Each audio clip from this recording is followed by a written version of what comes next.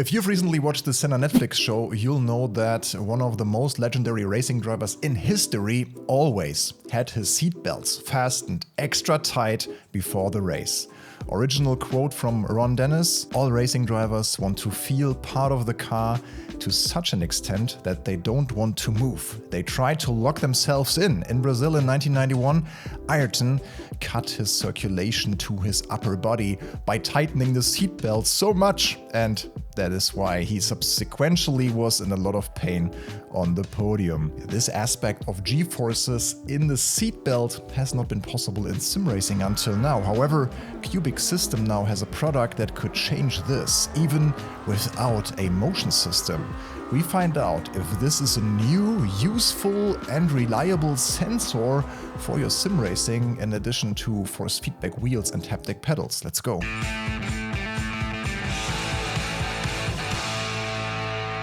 Welcome back to Overtake. My name is Michel and I am always amazed by the ingenuity and innovation of the sim racing community and industry.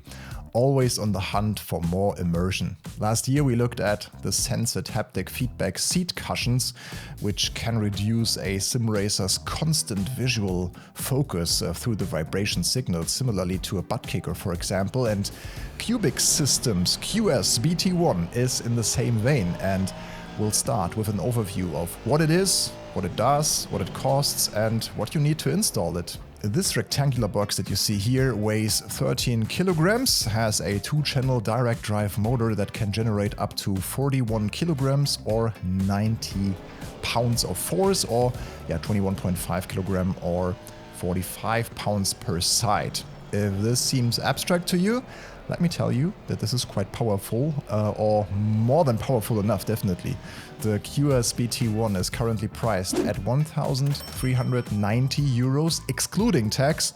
There's a wide network of dealers, so you can check the website to see who sells the system in your area. To get the system up and running, your rig needs to meet a few requirements. To attach it at all, you need an aluminum profile-based cockpit, such as our SimLab P1X Pro, or one of the compatible motion rigs, such as Cubic's own QS-V20 or the Next Level Racing Motion Platform V3. They are mentioned also in the manual. Your seat is also essential, as it will of course need those shoulder slots for the harness, and they need to be in the right position for your body size and shape to ensure the ideal pulling force without pain. A horizontal line between the slots and your shoulder is actually best.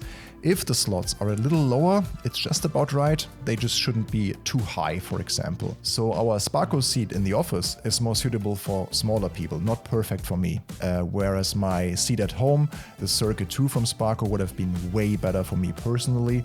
Just to let you know when you see also the footage that, the harnesses are not perfect for me and the slots. The seat belts themselves are not included, which is a bit of a shame considering the price. Cubic recommends 5 or 6-point harnesses, ideally with FIA certification. That is an additional, I would say, 200 euros roughly.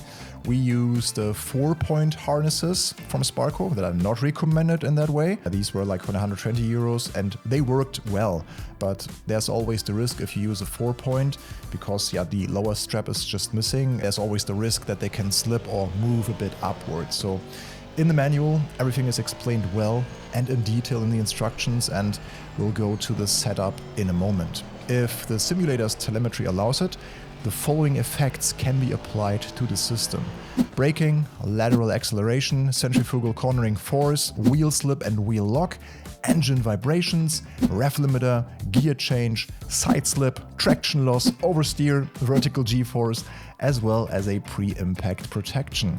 And this is also the main reason why the belt tensioner really surprised me, as at first glance I only expected it to tighten under braking, but it's much more than that. It's finer and more detailed, and we'll get to that in a moment. First, I'll tell you how the build and the installation went. So first I unboxed and sorted everything and checked that the package was complete. As you can see, there are also some T-slot nuts and screws, but the latter were a bit too long to fit on the aluminum profiles of the rig, so I had to use leftovers from our SimLab bags we had from the rig installation. Yeah, a trip to the DIY store was necessary to get suitable holders for the side screw points for our harnesses. Fitting the QS-BT1 main unit to the aluminum profiles using the supplied mounting adapters is not quite as straightforward, as the unit is a little heavier and spacing on the left and right needs to be 100% exact. Luckily, the Fanatec handbrakes packaging gave me the correct height to place it down there, so I was able to screw it on myself. However, helping hand second person is definitely recommended if you install this system. Make sure that you follow the instructions carefully when attaching the buckles that connect the straps of the unit to your belts. Depending on the nature of your shoulder slots, it may be useful to use the low friction inserts supplied to protect your belts and seat. However, I left them out earlier, these black pieces that you can see here. All in all, this was very straightforward and took about 20 minutes once the screw points were identified. Finally, there are the cable connections, which are also simple. USB to the PC, a motion lock jumper, as we're not using a motion system, and then the power supply. There is an option to connect a cubic emergency stop switch, but unfortunately this is not included with the standalone product of the QS-BT1. Technically, the system can't crush your chest, but there's still a bit of uncertainty because telemetry can do strange things sometimes, especially with the games and simulators that are constantly being developed and can sometimes have some weird FFB bugs or other glitches. I experienced that numerous times. The fact that the unit has a light signal on the outside, like a siren from my favorite show Battlestar Galactica, is very cool, but it makes me feel more at the mercy of the system even. Next, we download the Cubic Manager software from the website and switch on the unit.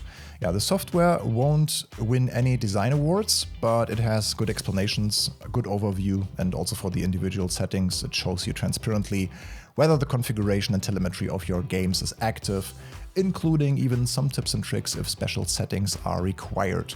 In the AMS2 example, the shared memory option, which must be set in-game to Project Cars 2 for example, gain, sharpness and dead zones can be set for each individual effect in the SFX area. So it was time for the first test lap and I was blown away. There's no other way to put it.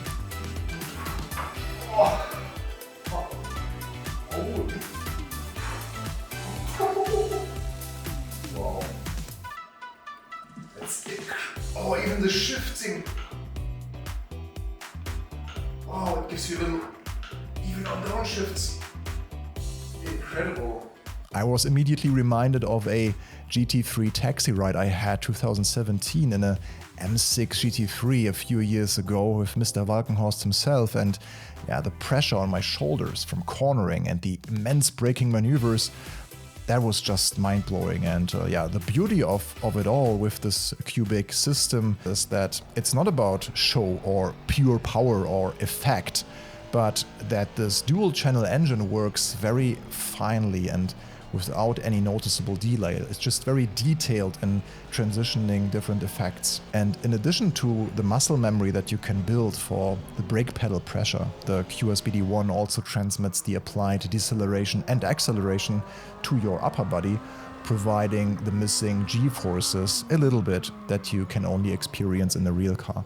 Whether it's realistic to have the belts pulling when you change a gear, or the left belt pulling more when you take a right-hand corner, remains to be seen, but it's immersive, that's for sure, and it's definitely an extra sensor telling us what the car is doing. A 50% gain setting in brake power was enough for me, by the way. The unit itself also transmits some vibrations to the rig and seat, which has a nice side effect. Since I've used this in combination with our SimoCube active pedals, this is a really special driving experience that gives you a great sensation even without a motion platform. In terms of ABS effects, tire slip, TC haptics, an active pedal like the SimoCube is naturally a bit more precise and closer to the foot than the belt tensioner, so if you have both, they complement each other perfectly. The QS-BT1's background noise is very low, with the main noise coming from the fans.